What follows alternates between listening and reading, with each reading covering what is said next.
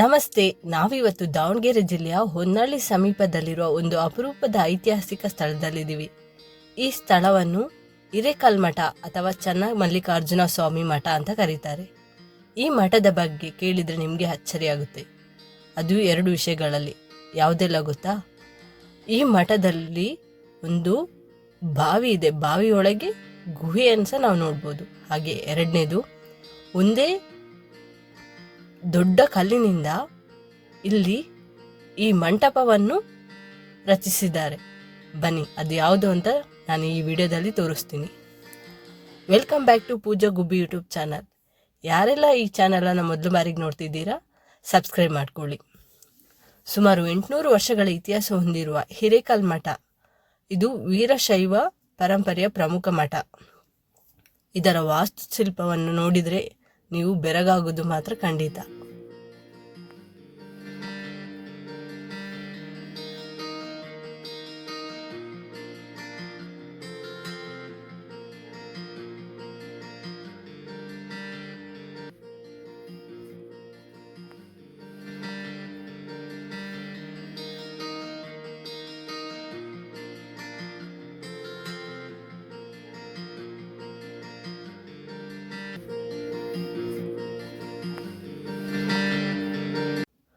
ಮಠದೊಳಗೆ ನಮಗೆ ಹೋದ ಕೂಡಲೇ ಕಣ್ಣಿಗೆ ಬೀಳುವುದೇ 136 ಏಕಶಿಲಾ ಕಲ್ಲಿನ ಸ್ತಂಭಗಳು.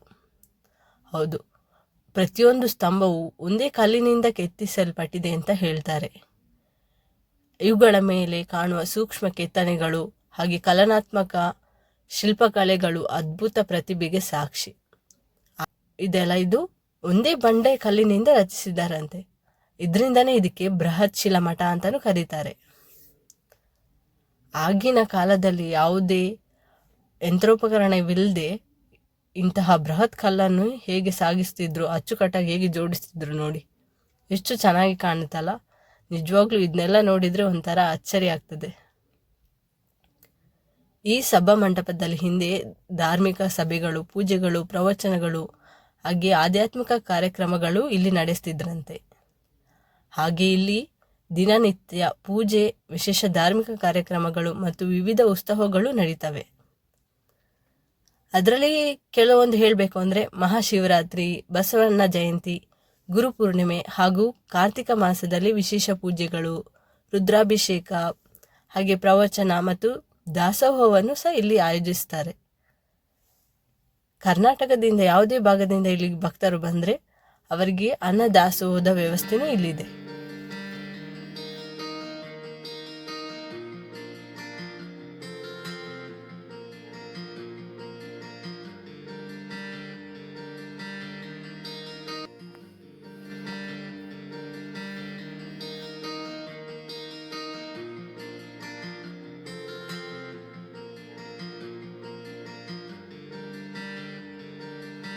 ಈ ಮಠದ ವಿಶೇಷ ಏನು ಅನ್ನೋದನ್ನ ಇಲ್ಲಿನ ಅರ್ಚಕರನ್ನೇ ಕೇಳೋಣ ಬನ್ನಿ.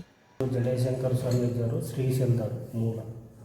ಅವರು ಆದ ಇಲ್ಲಿ ತುಂಗಭದ್ರಾ ಹೊಳೆ ಐತಲ್ಲ, ಈ ಕಡೆ ಬರುವಾಗ ಇಲ್ಲಿ ಜನ ಆಶ್ಚರ್ಯಪಟ್ಟು ಇಂಥ ತುಂಬಿದೊಳದಾಗ ಹೆಂಗೆ ಬಂದರು ಇವರು ಅಂತಂದು ಅವರು ಒಳಗಿದ ಹಳ್ಳಿ ಮರವನ್ನು ಹಣ್ಣು ಸುರಿಸ್ಬೇಕಂತ ಹೇಳಿದರು ಈ ಜನಕ್ಕೆ. ಆಯ್ತಪ್ಪ, ನಾನು ಬಾಳೆಹೊನ್ನೂರಿಗೆ ಹೋಗಿ ಬರ್ತೇವೆ.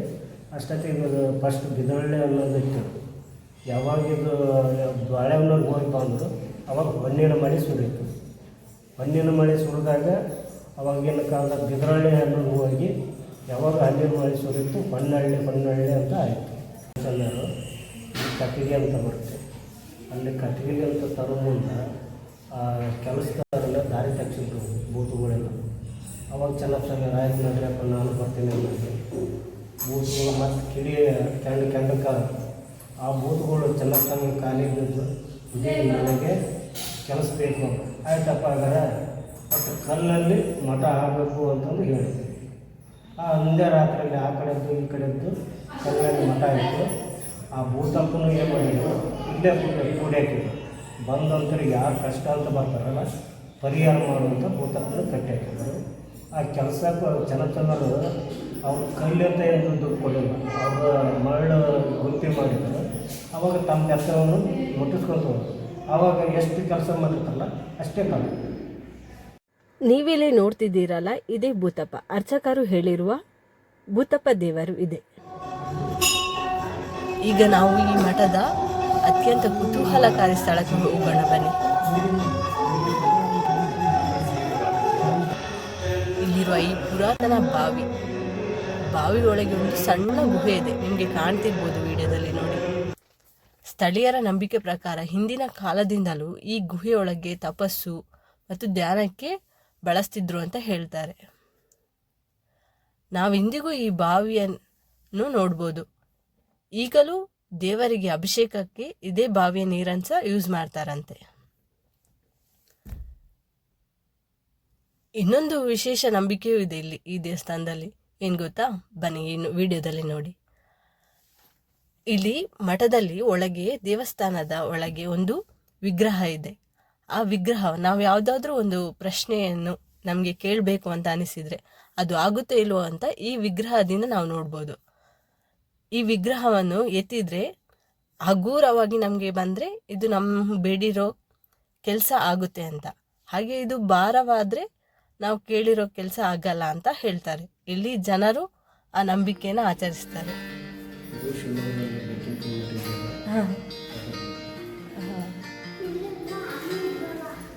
ನಾವೀಗ ಇಲ್ಲಿ ನೋಡ್ತಿರೋ ಈ ಪ್ಲೇಸಲ್ಲಿ ಪೀಠಾಧಿಪತಿಗಳನ್ನಾಗಿ ಮಾಡುತ್ತಾ ಬರ್ತಾ ಇದ್ದಾರಂತೆ.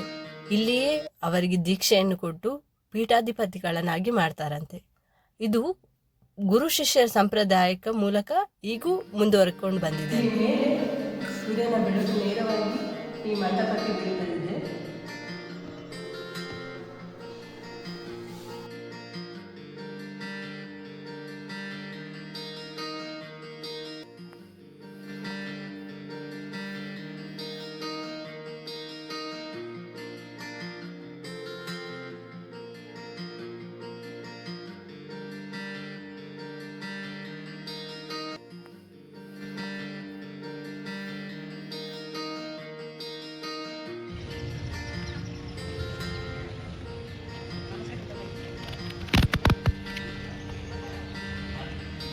ಕಲ್ಲಿನ ಗೋಡೆಗಳು, ನೂರಾರು ವರ್ಷಗಳ ಇತಿಹಾಸ ಮತ್ತು ಭಕ್ತಿಯ ನಿಶಬ್ದನಾದ.